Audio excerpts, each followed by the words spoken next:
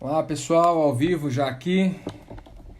Beleza, agora uma live especial aqui com o pastor Ziel Machado, ó.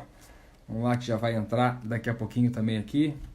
Hoje nossa temática aqui com Ziel Machado sobre pressão. O pessoal já vai entrando aqui já.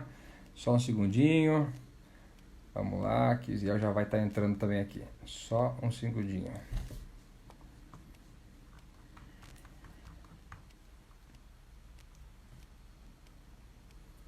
Pronto, agora ele já.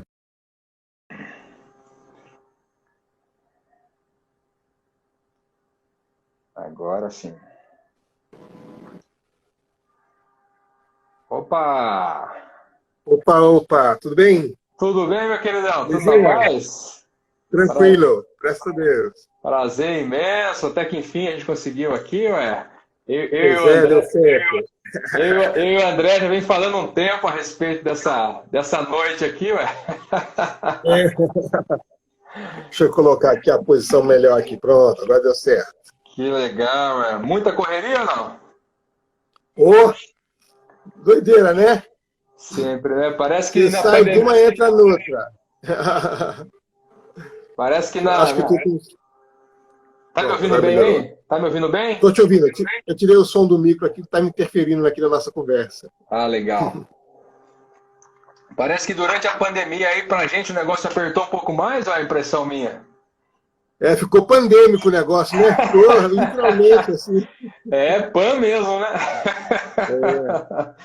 Que Rapaz, legal. esse negócio de trabalhar em casa é doideira. Esse negócio de home office é roubada. É roubada, É não? roubo office. Porque Roubo o negócio office. É, bem, eu particularmente não gosto, né? Nunca gostei. Nos campos que eu vivi aí, às vezes em outros estados, cidades, países aí, eu, às vezes tinha que me adaptar em casa, né? Com um escritóriozinho ali, mas eu sempre gostei de fazer isso fora. Exatamente porque estabelecer limites para isso, nessa situação é meio complicado, né? é. O limite é quase que é o limite da exaustão. Porque Sim. enquanto você está ligado, a coisa está acontecendo, né? Você não tem É, muito para onde correr. Você vira para um lado, vira para o outro e já está. Né? Você olha para frente, não vê um buraco na frente, não vê um buraco atrás, indo do lado, você está dentro do buraco, né? Então não tem jeito. Dura que é bem assim mesmo. Infelizmente, é para poucos aí, e com o tempo, né? Conseguir esse equilíbrio aí para se ajeitar e não se lascar tanto, né? Como diz o É Nordestino. isso, é isso. Legal, muito bom. Pessoal, legal que vocês estão aqui, um prazer imenso ter todos vocês aqui. Não dá para estar aqui, mas tem uma boa galera, tem uma galera falando contigo aí. Ziel também aqui, vamos ver. Vamos lá, Keilson, Melo, Elisa, Jonathan, aqui, ó. Que alegria, é uma alegria ouvir o Ziel. Vamos lá, é Profar. Aí já foi, aí já lascou tudo aqui, ó. Profartuma Nascimento. É, tem uns nomes aqui que emenda tudo pro Instagram que eu vou falar pra você, cara. É, Parece línguas estranhas de algum lugar aí, ó. exatamente. Um abraço para todo mundo que está chegando aqui. Esse é um bate-papo todo especial aqui com o Ziel. Agradeço já de antemão a disponibilidade para a gente conversar. E a temática nossa é Ministério sob pressão. A ideia é a gente trocar essa ideia aí porque realmente a gente vive uma fase muito difícil, na verdade, de anos para cá. Isso vem se afunilando, eu venho acompanhando principalmente pastores e missionários em alguns campos específicos aí. Tentativa de suicídio é muito grande. As esposas de pastores que estão em profunda depressão.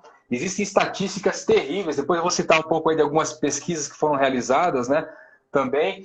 Mas acredito que o início da história aí veio pela própria compreensão de ministério, né? Quando a gente fala sobre ministério sob pressão, geralmente lembra do pastor, né? O ministério sob pressão já lembra de pastor. E a ideia não é bem essa, né, Ziel? Então, boa noite oficialmente aí para todo mundo, para o Ziel. E o que seria ministério na sua concepção aí, Ziel?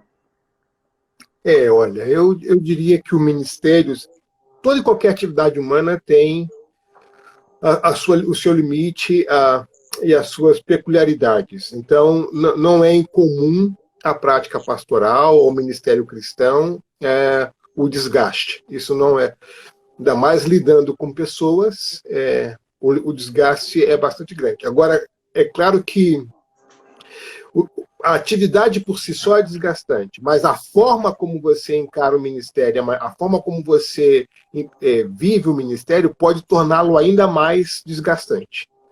Né? Então, por exemplo, se você encara o ministério com uma expectativa de êxito, de sucesso muito grande, por exemplo, então, além do sofrimento natural que o ministério implica, se você colocar sobre essa prática ministerial uma carga de expectativa desumana, você adiciona numa exponencial. Se você, sobre essa prática ministerial, com uma expectativa desumana, e colocar uma forma de conduta ministerial, onde você desconsidera os seus próprios limites emocionais, físicos e tal, você adiciona mais sofrimento ainda. Então, então, o ministério ele é demandante, sempre demandante. Mas ele não pode ser demandante o tempo todo ao ponto de você se desumanizar na prática ministerial, né? Sim, sim. Então a forma como nós lidamos com o desgaste pode torná-lo ainda mais desgastante ou não, né? Sim. Você define ministério como? Eu defino o ministério como habitar na dor alheia. É o que eu tenho aprendido em 40 anos de pastorado, o que eu tenho aprendido no ministério é isso. Você é convidado a habitar na dor alheia e cuidar da pessoa naquela situação de fragilidade. Então, ajudar as pessoas a orarem no meio das suas dores. Né? Nós não somos mecânicos de pessoas, a gente não conserta pessoas.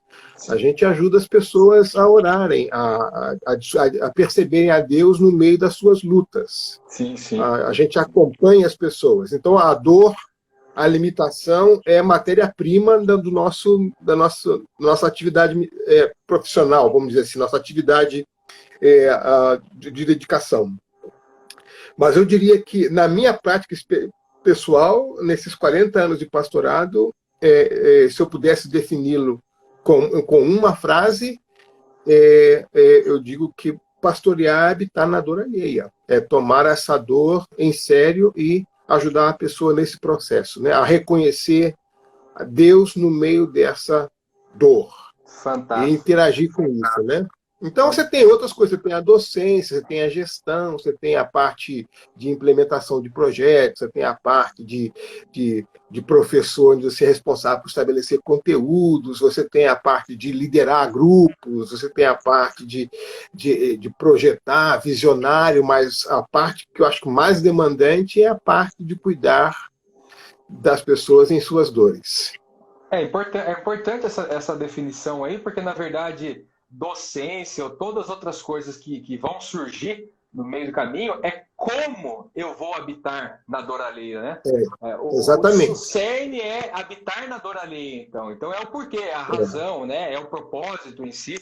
O problema é que muitos fogem desse propósito e tornam o como mais importante do que o porquê, né? Filosofando um pouco aí até, né? E aí Pode falar. Não, então, tem pessoas, por exemplo, que têm ojeriza essa dor alheia e se dedicam a pastorear. Aí você diga assim, mas peraí, você não entendeu para que você foi chamado, né? Então, é como o cara, por exemplo, é chamado a ser um nadador, mas que não quer se molhar. Então, sinto muito, se você vai ser nadador, você vai ter que entrar na água, não tem outro jeito, né? Não, mas eu quero ser nadador, mas eu não quero me molhar. Falei, então, de que tipo de nadador você está falando, né? Então, lidar no Ministério Pastoral sem estar preparado para lidar com a dor, com a fragilidade alheia, é muito difícil. Aí você vai ter que desconfigurar a atividade pastoral. Você vai ter que delegar isso para alguém ou algumas pessoas.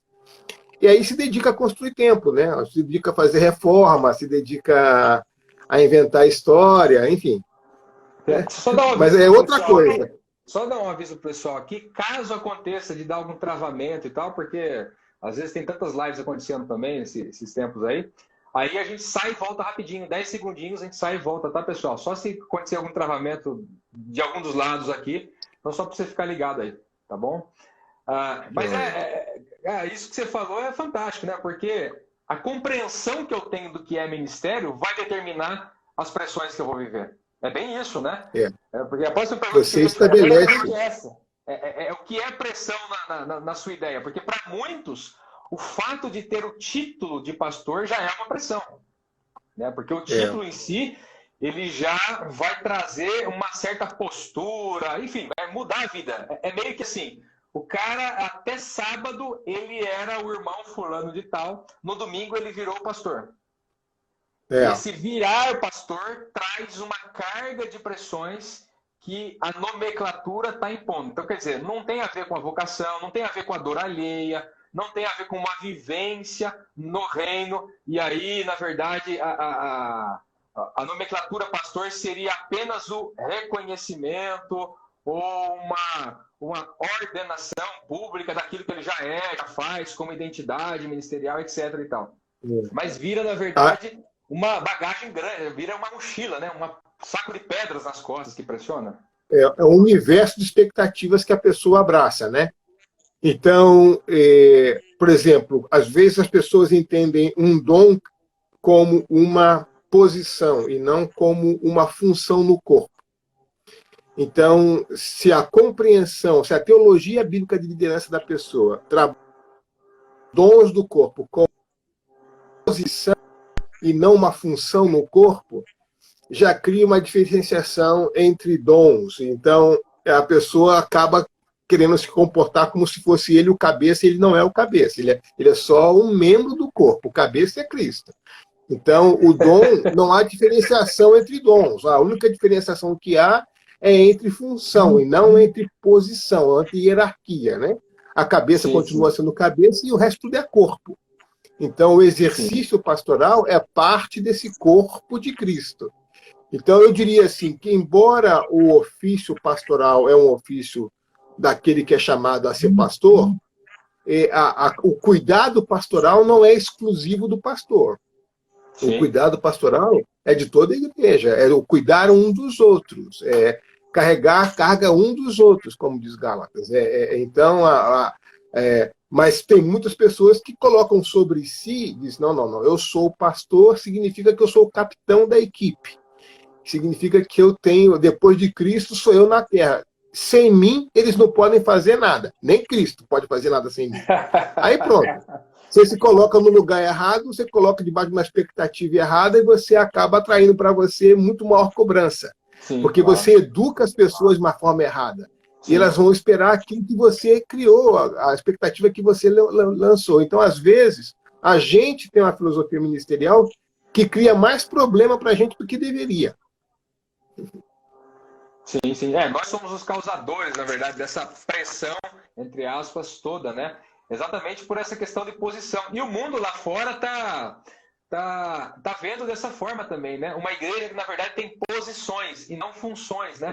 Não relevância no mundo, na verdade, né? Mas é uma separação do mundo onde nós temos aqui o grupo, né? Instituição, com as suas posições, cada um tem a sua posição, galgando sempre uma posição maior, porque no mundo é assim, no mundo corporativo, por exemplo, é assim que funciona. Essa formação é complicada. Deixa eu dar só um dado estatístico aqui, ó.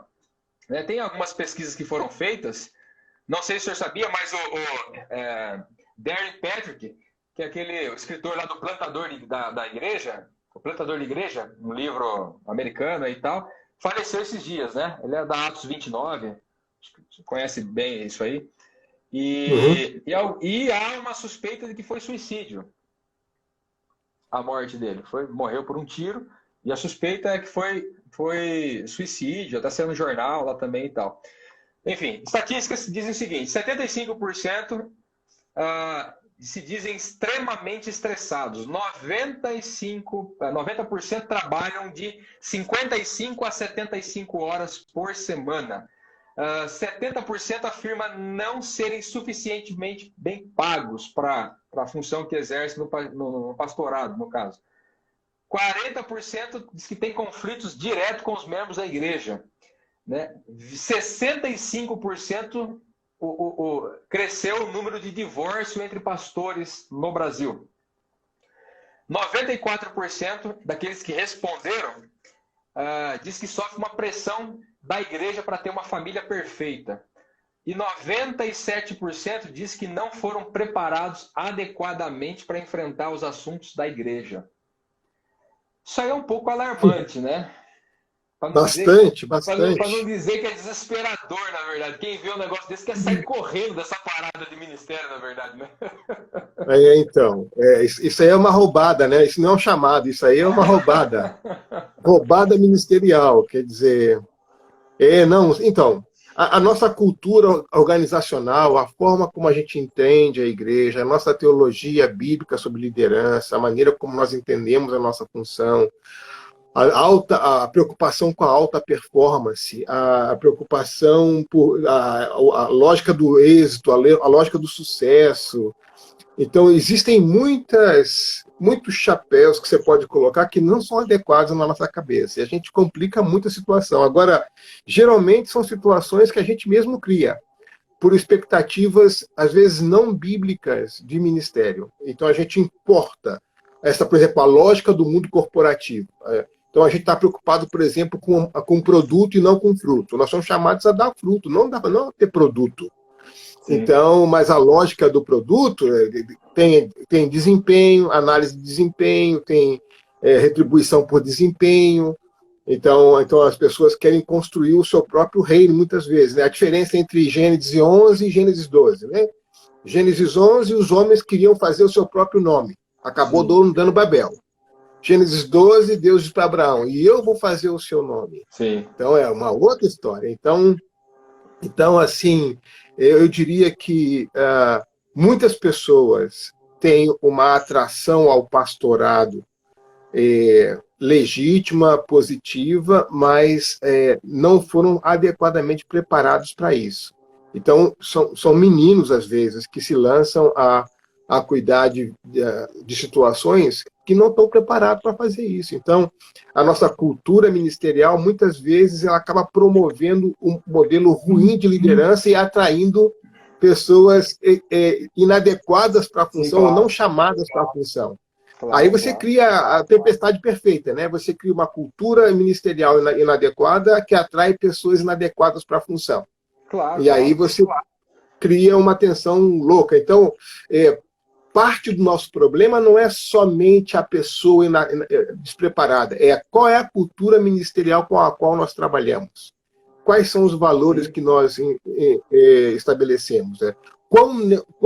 Quanto do Novo Testamento há nutrindo a nossa expectativa ministerial? Ou quanto de nós transformamos uma lógica corporativa de sucesso e trazemos para o ministério e medimos o ministério à luz dessas coisas? Então é difícil, né? Muito difícil. A organização se tornou mais importante que o organismo, né? Essa impressão que passa. E muitas vezes sim. Porque tem a ideia do êxito pessoal, né? Fazer meu nome, né? Eu tenho que ter sucesso, né?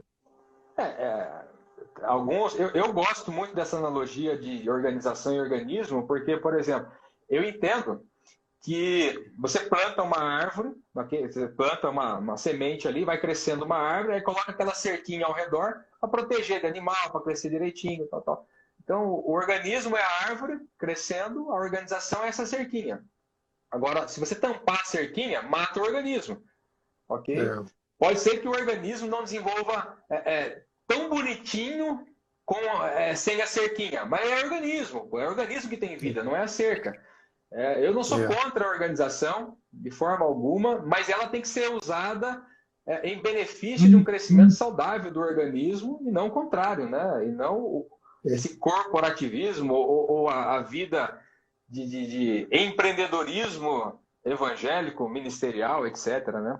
Deixa eu fazer uma pergunta. Eu sou psicanalista, né? Acho que além de pastor, e a gente trabalha muito essa questão psicológica de aceitação, por exemplo. Aceitação e também outro conceito que tem a ver com a gente fazer a nossa história, a nossa vida aí na sociedade. Então, aceitação e pertencimento são dois conceitos muito usados aí na psicologia.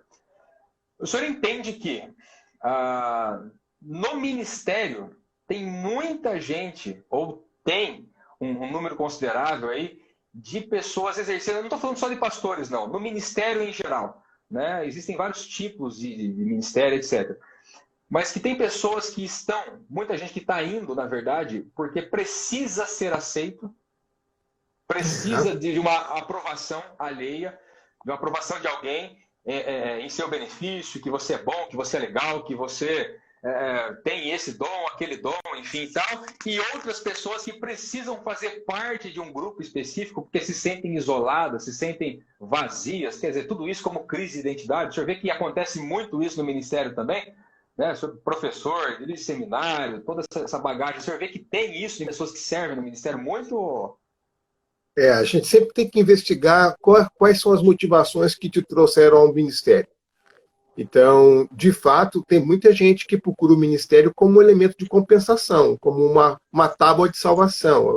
Transforma, por exemplo, confunde o ministério na igreja com o útero da mãe. Está buscando um lugar seguro para ficar, um lugar onde você vai ser aceito. Então, se suas bases internas emocionais são frágeis, se o seu senso de pertencimento é frágil, se o seu senso de valor e estima é frágil, se você tem um sentimento de suficiência inadequado, você acaba tentando buscar, muitas vezes, a solução para isso na prática ministerial. Afinal de contas, no ministério você vai ser aclamado pelas pessoas, você vai ser querido por muitos, você vai ter um lugar de destaque.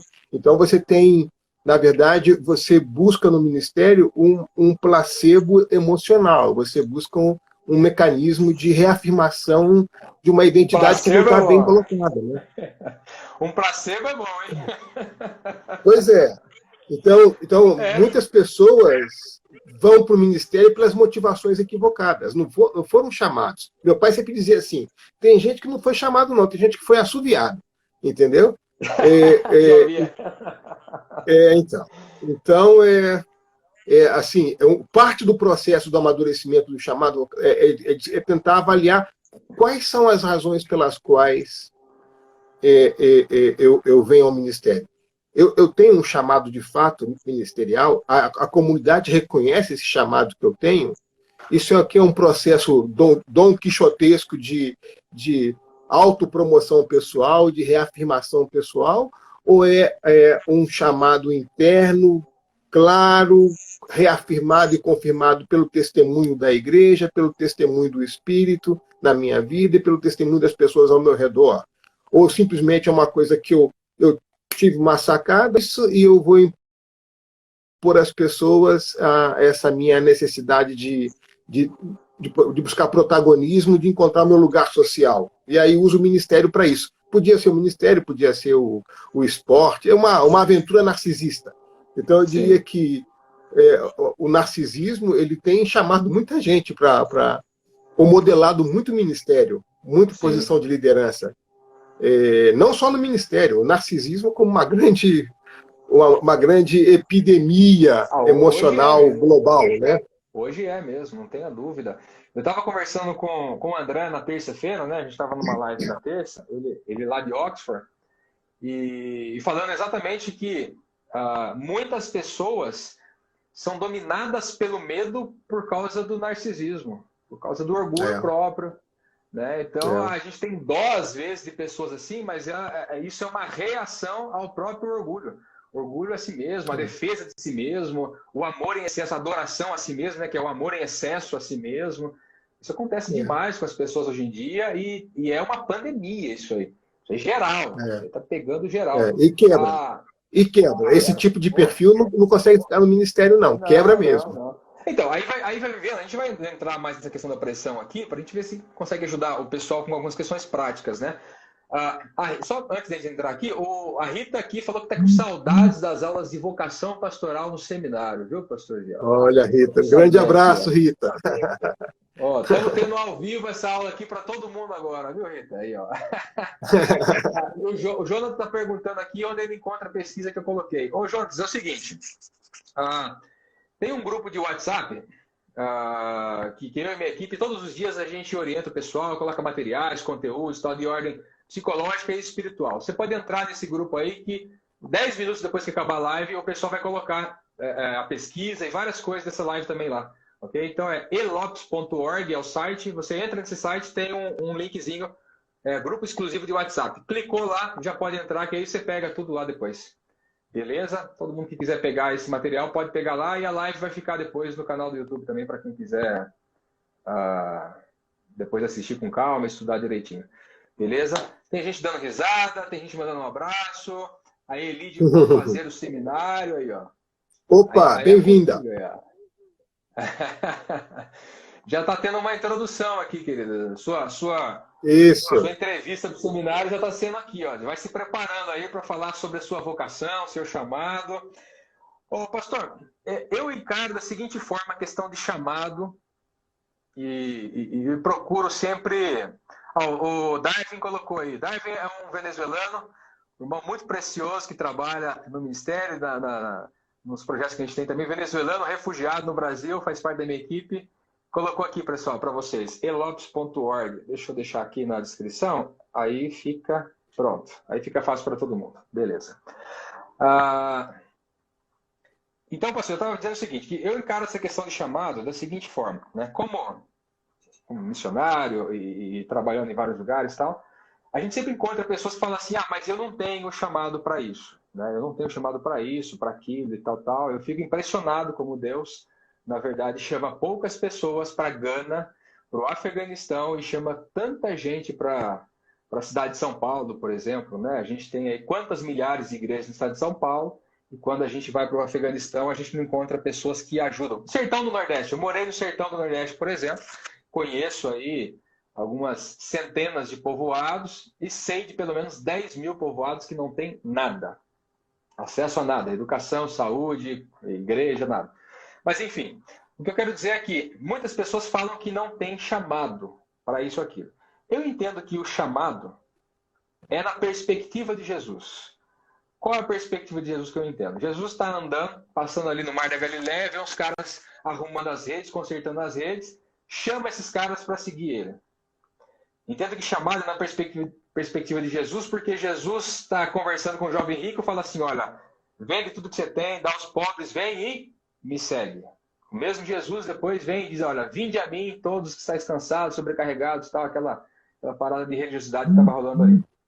Enfim, eu entendo que o chamado é para a pessoa de Jesus, é para seguir Jesus. Então, uma compreensão correta do vinde para Jesus vai me trazer uma lucidez sobre o ide por Jesus. Eu entendo que as pessoas não estão compreendendo o vinde para Jesus, por isso que está difícil de entender o ide por Jesus.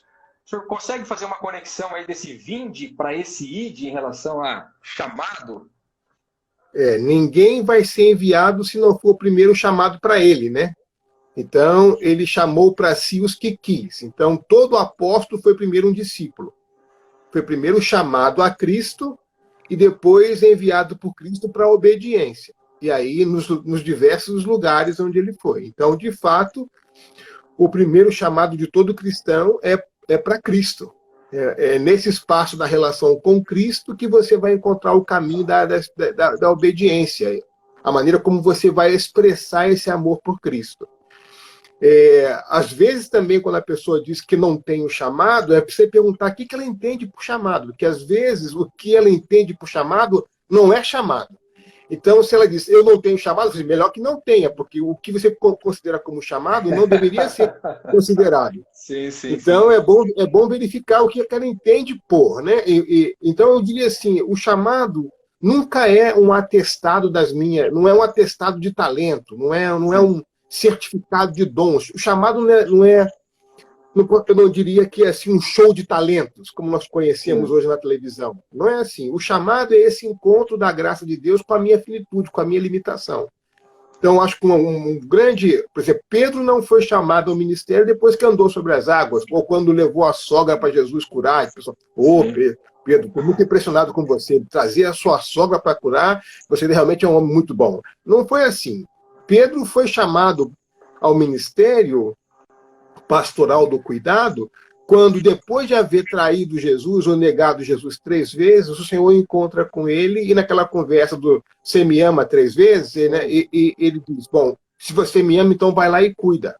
Sim. Então, você tem aqui o Pedro no momento de maior fragilidade esse encontro da graça. Então, o chamado não é expressão da minha fortaleza. O chamado nasce desse encontro da graça com a minha limitação, da graça com o meu fracasso.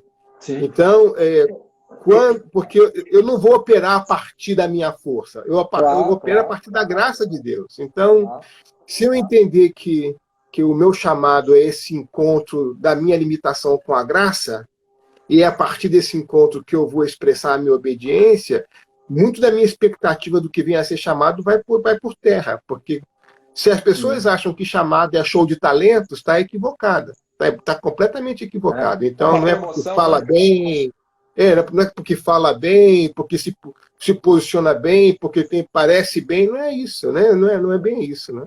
Fui promovido agora, né? Fui promovido. Então, eu venho nessa... Por exemplo, quando Paulo vai falar a respeito, Paulo fala assim, bom, agora não vivo mais eu, né? Cristo vive em mim. Pô, se Cristo vive em mim, como é que o ministério se torna peso para mim?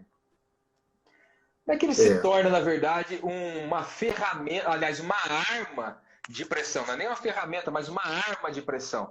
Né? Por exemplo, eu fico muito no Oriente Médio. É muito comum, eu fico muito no Oriente Médio e tal, zonas de guerra, já participei de algumas guerras lá e tal. E não é que não haja dificuldades, há muitas dificuldades. O senhor sabe disso, há tantas dificuldades. Só há. Mas o prazer que eu tenho nem se compara com essas dificuldades. Sou apaixonado por isso. Ano passado eu estava no meio do Hezbollah, lá no sul do Líbano, pô. O bicho pegando. Né? Joguei bola com os caras lá e tal. Para mim, tranquilo, dou risada, sabe? Levo na boa isso aí. Porque entendo que estar em Cristo, estar em Jesus, é algo tão transformador, maravilhoso, revitalizador, é tão esplendoroso que essas outras coisas perdem a importância. Então, a forma como eu enxergo o id por ele, né, o fazer isso ou aquilo tal, torna-se algo mais leve, com dificuldades pontuais, situações pontuais, né? Mas entendo um pouco, sei lá, dessa ótica que Paulo colocou aí, pô, eu estou em Cristo, eu não vivo mais eu, se eu não vivo eu estou morto, pô. Morto não fica reclamando para cima e para baixo das coisas, morto não fica quebrando o pau com os outros, querendo provar isso ou aquilo, enfim. Então, na minha experiência eu vejo assim, o chamado não me desumaniza. Sim.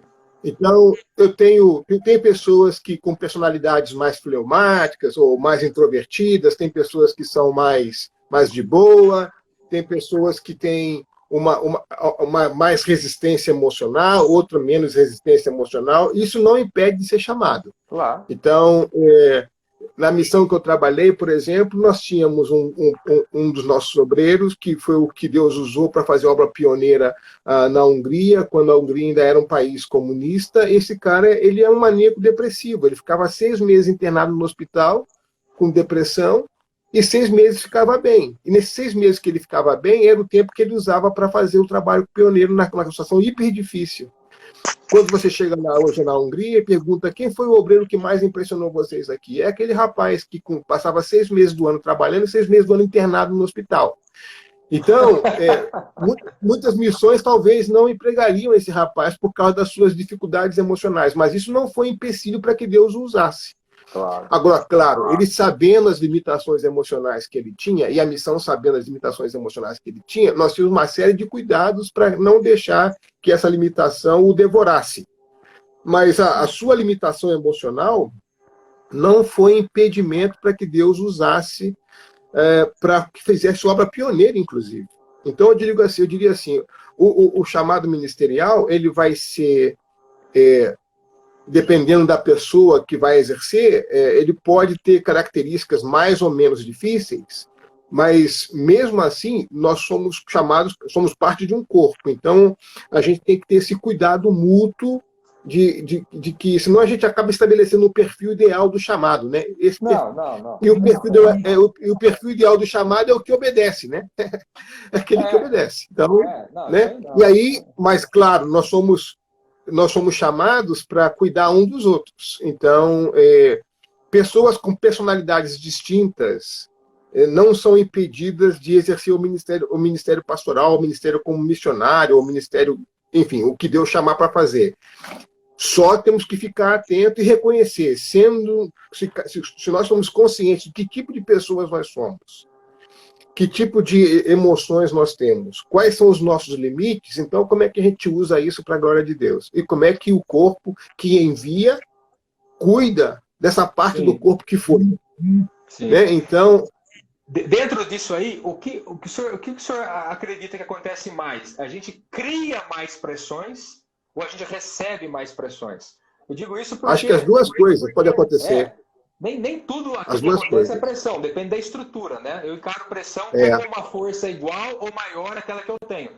Então, ou eu aumento a minha força para combater aquilo que está chegando, né? Ou então eu vou ficar sendo alto todo momento. Mas é que tem pessoas que criam isso, né? Criam pressões que não são necessárias, né? Então, começando da expectativa inicial, ou seja, Deus nunca nos chama para situações ideais. Sim. Deus sempre nos chama para situações reais. As situações reais são muito diferentes daquilo que a gente idealizou. Então, no campo missionário, a gente vê muito isso. Tem pessoas, por exemplo, que acham que vão para o país e aprender o idioma em 6 meses. Não vai. Não vai. Por mais talentoso que você seja, vai demorar mais um pouquinho do que 6 meses para aprender o idioma. Aí tinha a expectativa de que ia aprender o idioma em 3 meses, 6 meses. Chega lá, não aprende o idioma tão rápido, e aí você tem uma tensão adicional, porque você fica frustrado. Você quer fazer coisas, mas não consegue fazer coisas porque não consegue se comunicar bem. Sim. Então, além da tensão normal que você teria pela tarefa que você vai desempenhar, você acabou criando uma tensão adicional porque você tinha uma expectativa inadequada para aquilo que você ia fazer. Você achava que ia ser de um jeito, chegou lá e encontrou uma outra situação. Então, eu digo assim, é bom a gente ser muito realista, né? Porque Deus nunca nos chama para situações ideais. Nunca. As situações reais vão além da nossa capacidade. Mas é importante a gente reconhecer isso. Quanto mais rápido a gente reconhecer isso, menor a frustração. Quanto menor a frustração, menor o desvio de energia para lidar com isso. A gente foca naquilo que a gente tem que fazer. Mas parte do nosso processo de uma igreja adolescente é o idealismo, né? Então a gente se lança e envia pessoas com base no desejo, no idealismo, na imaturidade, na inconsequência, né? É aquela pessoa que diz que vai correr 40 quilômetros, nunca correu nem 2, mas quer correr 40, de um dia para o outro. Sim. E aí, não respeita os seus limites, né? E acaba se expondo a uma situação de muita fragilidade, e aí vai botar a culpa em outros. Não. É que você nunca correu nem 2 quilômetros e quer correr 40. Tem que ser devagarzinho esse processo, né? Sim. Então, tem pessoas que não têm paciência. A paciência não é um critério missionário para muita gente, né? Paciência é fundamental, né? Uau! Uau, se não casar com a paciência, olha, não quer dizer, como você estava dizendo antes, não quer dizer que o temperamento vai mudar, que tem um temperamento ideal, não tem. Tem um irmão aqui, alguém aqui colocou que sim, que é sanguíneo e tal, não tem, pode ser fleumático, sanguíneo, melancólico, tem que ser de Deus. É um chamado para obediência. Cada personalidade vai reagir de um fato. Agora, o fato Deus sempre nos conduz em paz. Então, independente de quem você seja, como seja o seu histórico emocional, familiar, eclesiástico, se você se a sua vocação nasceu de uma maneira sadia, foi preparada de uma maneira sadia e colocada e enviada de uma forma sadia, por mais difícil que seja a realidade, o fato de ter sido um processo sadio vai ajudá-lo a encarar melhor essa situação. Então, é como você pedir para um filho seu de 8 anos fazer compras no mercado e trazer uma bolsa enorme de 15 quilos de compra. Um filho com 15 anos carrega de um jeito, um filho de 8 anos carrega de outro jeito. Então, às vezes, nós queremos formar pessoas para o ministério de uma maneira assim, tipo, muito vapt-vupt, assim, achar que é 2 palitos e lança o cara de qualquer jeito, né? Não é assim. Então, por que você acha que... muitos dos problemas que a gente vê no campo, ele é resultado da má formação, da má preparação. Por que o senhor acha que o fast training está acontecendo? Esse treinamento, essa preparação rápida está acontecendo, na maioria dos casos, né? Eu acho que é um sentido de urgência equivocado. É o sentido de urgência equivocado. Eu acho que muito do FEST está mais preocupado com o seu protagonismo do que com o que Deus está fazendo. Então, quando a pessoa fica mais preocupada com aquilo que ela poderia fazer para Deus do que com aquilo que Deus está fazendo na vida dela, ela se lasca. Então, ela está mais preocupada em construir um reino, em fazer grandes coisas para Deus, e não está atenta ao que Deus está fazendo na vida dela. Então, Jesus trabalhou 30 anos antes de começar o ministério. A relação custo-benefício, está entendendo? E por que ele não começou o ministério aos 13? Ele sabia tudo de Bíblia aos 12. Mas por que teve que esperar 30 anos para começar? Agora, imagina um menino de 15 anos na cruz. Como é que seria? Você acha que isso é uma pressão? Eu acho que é, claro. Eu acho que é uma pressão, claro. Então, colocada por quem? Ela já cresce internalizando isso? Ou você acha que de fora isso é a cultura. Um bombardeio?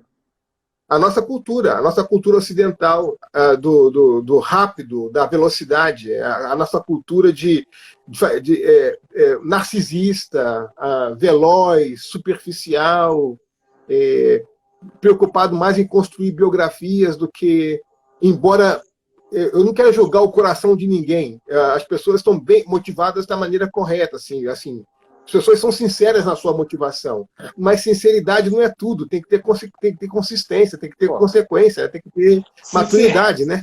Pô, se sinceridade for tudo, pô, que isso? Sinceridade é uma parte, é uma parte, né? Pois é. Seja sincero, mas não adianta você ser sincero e falar que você é um ladrão e continuar sendo ladrão, pô. Pois é, então. É só pensar assim, Jesus levou 30 anos para começar o ministério. E ele sabia tudo de Bíblia aos 12. Por que ele não começou aos 12 e um dia? Por que começou aos 30? Por que Moisés começou aos 80 anos? E teve um terço da sua vida no ministério. Então, a gente não precisa ter medo de agora, se preparar, também expressão de fidelidade a Deus, entendeu? Agora, o começar entre aspas também, né? Porque Jesus não estava inerte, né? Só não havia aquele reconhecimento, tá? Todo que aconteceu depois dos 30. Mas ele não estava inerte. O pessoal quer o protagonismo, na verdade. O começar para eles é assumir o protagonismo. Parece que é isso, né? Dentro dessa linha narcisista que o senhor colocou aí, né? Então, eu diria que muito da nossa cultura ministerial está marcada pelo narcisismo e não pela seriedade, pela santidade da vocação. Sim. Então, a gente precisa de mais Bíblia e menos cultura nesse sentido, né? A gente precisa de mais Bíblia e menos pressa, né? Mais Bíblia e menos agitação, eu diria. Sim. Eu até falei essa questão porque o senhor falou habitar na dor alheia, né? Questão, uma definição fantástica aí, vou marcar ela e vou colocar para o nosso pessoal lá do grupo também. A definição ministerial. E no início, eu nem sabia o que era essa parada de ministério, título, isso e aquilo. Eu só queria servir os outros, só queria abraçar aquele que estava chorando, queria ir nos velórios lá e dar o ombro para aquele que tinha perdido um parente, ir no hospital e confortar quem estava sofrendo, e ajudar Na época tinha muito barraco de papelão, de madeira e tal, né? Eu ia para esses barracos, favelas, ajudar as crianças e tal. Mas nem sabia o que era título. Aí depois que eu fui, igreja evangélica, negócio, tal, fui entendendo como é que era o negócio lá e tal, mas não tinha noção, não sabia como é que funcionava essas questões. Mas era só o sentimento de compaixão, na verdade, em relação ao outro. Aquilo que eu tinha entendido que Deus tinha tido de mim, a meu respeito naquele momento ali, né? Aí, os 20 anos se passaram, eu continuo na pegada, porque a pegada deve ser essa aí, né? Eu sei que o senhor quer fazer um comentário aqui, pastor. O Lipão colocou umas 2, 3 vezes aqui, ó, a respeito do movimento Descende. O senhor conhece esse movimento Descende aí? Conheceu aí que teve? Aliás, eu fui informado. Vou perguntar em geral, né? Esses movimentos que surgem aí, eventos, missionários e tal. O que o senhor pensa disso aí? Olha, é difícil. Eu fui informado do que aconteceu, vi algumas matérias, acompanhei algum debate em torno do assunto. Algumas pessoas que participaram do evento eu conheço individualmente, mas eu não tenho informações do projeto em si, da proposta em si. Então, eu vi somente a realização externa de uma gravação por alguns minutos do que aconteceu aqui em São Paulo. Mas eu não sei dizer a motivação por trás, o que esperavam, o que desejavam, se conseguiram seus alvos ou não. Realmente eu tenho pouca informação para poder avaliar uma coisa assim. Maravilha. Eu acho que todo movimento tem a sua motivação, tem o seu modus operandi. Então, às vezes, você tem uma boa motivação e o modus operandi não é muito bom. Às vezes, a implementação da coisa não corresponde ao que você esperava. Às vezes, o que você não tem uma motivação muito clara, mas o resultado, enfim. Então, eu diria assim, Deus sempre pode transformar turistas em discípulos. Então, o que pode ter acontecido lá vai muito além do que as pessoas conseguem controlar, né? Então, sim. Não significa que Deus planejou aquilo, porém pode usar aquilo em prol, né? Deus é Deus, né? Deus é Deus. Então, ele pode... Né? Tem pessoas que nem foram para lá e só de ouvir Descende, só por causa do nome já ficaram ligadas, entendeu? Então, sim. Então... Uhum.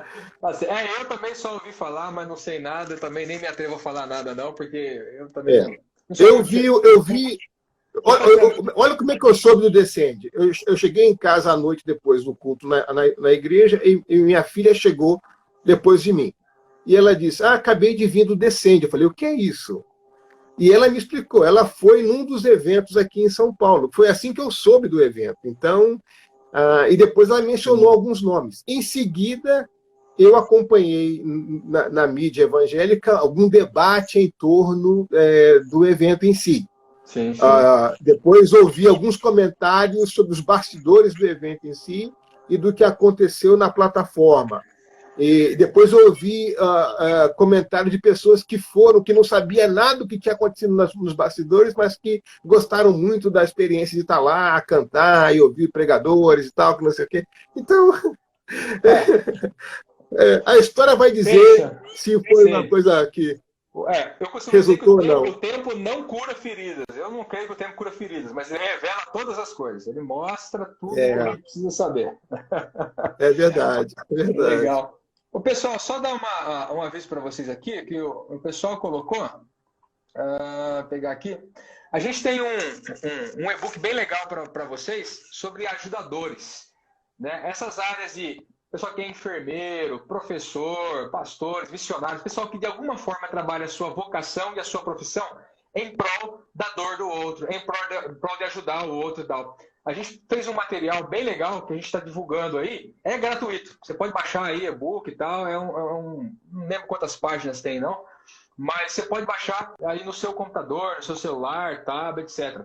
É só entrar no elopes.org, não, o pessoal vai colocar aqui o link, pedir para o Darwin e o Thiago colocar o link aí vocês baixam, pessoal, porque são orientações bem legais que servem para a sua profissão, não é só a questão ministerial, ajuda na questão ministerial, mas serve muito para a sua profissão também. Até a próxima pergunta aqui, estou basando aqui para fazer a próxima pergunta aqui para o Ziel, que é sobre profissão, porque o pessoal linka muito a questão ministerial só com o pastor, aquele que está na frente lá e tal, mas é muito mais amplo do que isso aí e dá para usar a minha profissão, enfim, dá para servir de muitas formas também. Não, pastor, só um abraço para o André aqui, que o André acordou de madrugada lá e colocou uma mensagem sobre chamado e ministério, aprendi com o mestre Ziel, seja fiel no pouco, problema que sobre o muito te colocaria. Sacanagem, hein, pô? Mas é isso. Isso que eu aprendi na prática. Se você é fiel no pouco problema, Deus te manda mais problema, nunca menos. Então, é um crescendo em problema. Fica tranquilo que sempre pode piorar. A vantagem é que a graça de Deus é sempre maior que o problema, então fica tranquilo. Mas é desse jeito. Então, essa teologia bíblica da vocação, ela precisa ser trabalhada. A gente cria muitas rupturas desnecessárias, né? Então, a gente pode pensar a teologia bíblica da vocação em 3 etapas. Nós temos um chamado como uma vocação humana. Então, em Gênesis, por exemplo, nós somos chamados por Deus a sermos co-criadores, a sermos gestores da criação. Então, esse é o mandato cultural, aquela responsabilidade que todo ser humano tem diante de Deus de cuidar da criação. Então, essa vocação humana. Depois, em Cristo, a gente tem a vocação cristã. Então, nós somos chamados em Cristo para o serviço como servo de Cristo. Depois você tem, no Espírito, ele te dá dons. Então, você tem a vocação humana, a vocação cristã e a vocação pessoal. Essas três coisas, elas se organizam como se fossem camadas distintas do aperfeiçoamento da vocação. Então, nós compartilhamos como seres humanos da mesma vocação humana, em Cristo somos chamados, salvos por uma vocação cristã, e depois o Espírito Santo nos dá dons, ele nos capacita como pessoas para exercer essa obediência nos lugares onde ele deseja. Então, a gente costuma criar muita ruptura, é como se o Deus que me criou não é o mesmo Deus que me salvou, que vai me usar, mas é o mesmo Deus que me criou, é o mesmo Deus que me salvou. É o Deus que chamou Jeremias no ventre da mãe ainda. Então Deus não desconsidera a nossa história. A nossa história com Deus não começa no dia que eu me tornei cristão. A minha história com Deus começa muito antes desse processo. Sim. Então, de fato, vale a pena as pessoas dedicarem um pouquinho mais de tempo e tentarem entender essa teologia bíblica da vocação. Como é que nasce essa vocação? O que é uma vocação cristã? Porque no nosso senso comum, a gente acaba fazendo muitas rupturas. Então, ser cristão vocacionado significa necessariamente abrir mão do que eu vim fazendo até o dia de hoje e passar a cuidar do ministério especificamente. E aí, eu sou um médico talentoso, que Deus me deu a medicina como um recurso, mas eu que fui chamado agora abro mão da medicina. Será que é isso mesmo? Ou se eu sou professor, ou se eu sou um homem de negócio, será que é isso mesmo? Por que eu não posso integrar essas coisas? Por que eu tenho que fechar essas coisas? Quem está no mundo de missões sabe isso. Cada vez mais as portas se fecham para os modelos tradicionais de missionário. Cada vez mais no campo missionário você precisa ter multitalentos. Você precisa ser... as portas estão abertas para engenheiros, mas não estão abertas para pastor, por exemplo. Está aberto para enfermeiro, mas não está aberto, por exemplo, para enfermeira. Está para pastora ou missionária. Está aberto para professor, mas não está aberto para um missionário tradicional. Isso não quer dizer, então, que a gente tem que desconsiderar o que Deus, na sua graça, nos deu. Então, essa teologia bíblica de vocação vai fazer com que muita gente se descubra vocacionado de uma outra forma. Uma forma mais completa, mais harmônica, mais integral, né, eu diria, né? Sim, integral, talvez essa seja as duas palavras, harmônica e integral aí. Fantástico, né? Porque muitos fazem uma separação muito grande, né, da vida e do ministério, né? E fica complicado essa separação aí, porque uma hora a conta chega, né? Chega.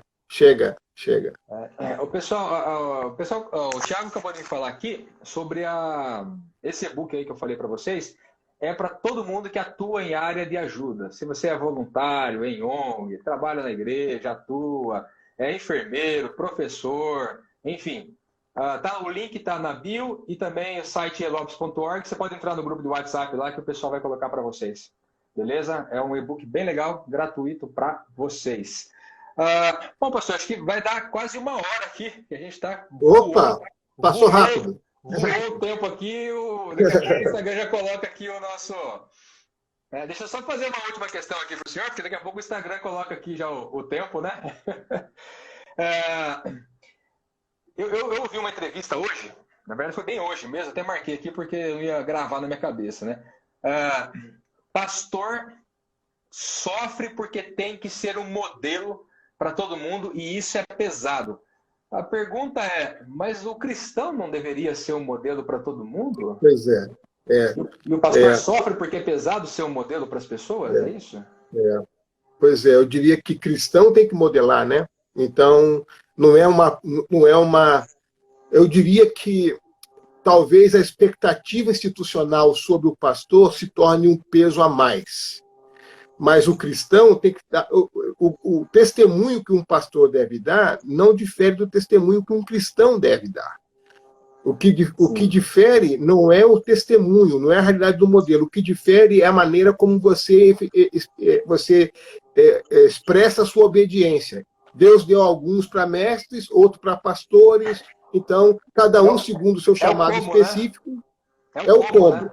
Uhum. Agora, o peso de ser modelo devia constranger qualquer cristão, né? Acho que qualquer cristão deveria ficar constrangido com essa experiência de ser modelo. Sim. Né? Eu achei estranho, porque eu estava assistindo uma entrevista, na verdade, um pastor e uma pastora conversando num canal de televisão evangélico aí, conversando a respeito, e ela enfatizou assim de uma forma, porque o pastor, hoje muitos entram em depressão e tentam suicídio por causa dessa pressão de que ele tem que ser o modelo, né, para as pessoas e tal. E eu fiquei provavelmente está ligado à cultura da performance. Sim. Então, não é que... E aí está ligado à cultura do resultado. E aí, se você colocar resultado e performance junto, você adiciona que talvez um sofrimento que não é da vocação pastoral, isso. Isso é simplesmente uma adoção de uma cultura de um mundo corporativo imposta sobre os pastores. É mais uma tentação... Ela cria essa expectativa totalmente errada e tem que suprir de qualquer forma. Aí é pressão mesmo, né? É mais uma tentação do que uma vocação, isso aí. Então, você... Entendeu? Você acaba dando ouvido pro capeta num negócio desse. Terrível. E é mesmo. Pressão tem muito a ver com expectativa, né? A forma como a gente encara isso aí vai determinar se a gente vai ser frustrado ou não, né? Tem gente hoje frustrado com tanta coisa porque não precisava criar essa expectativa e cria a expectativa e vai tentar, numa ânsia, suprir isso, vai cansar, vai entrar em depressão. Terrível esse negócio. Misericórdia. Meu pastor, vai dar o nosso tempo aqui já, então. Infelizmente, passou voando, deu nem para sentir. A gente vê se a gente troca uma ideia para marcar uma próximo bate-papo, que o pessoal acho que gostou, foi legal para o pessoal também, foi edificante para todo mundo. Que legal. Se o pessoal puder, entra lá na bio, então, do Instagram, do meu Instagram lá, você pode baixar o e-book. Comenta depois, que a gente vai deixar algumas postagens, comenta no grupo de WhatsApp. E lá também, que eu vou convencer o pastor Ziel aí, a gente fazer uma outra temática aí para a gente compartilhar com vocês. Vai ser muito bom. Tá bom, então. Faz suas considerações finais antes que o Instagram corte a gente aqui. Tá bom. Então, eu deixo com vocês 1 Timóteo 4,16. Tenham cuidado de vocês mesmos, da doutrina, fazendo assim, vocês salvam vocês mesmos e a todos que escutam vocês. Leva a sério esse texto, porque vai ser uma coisa importante para a vida de vocês.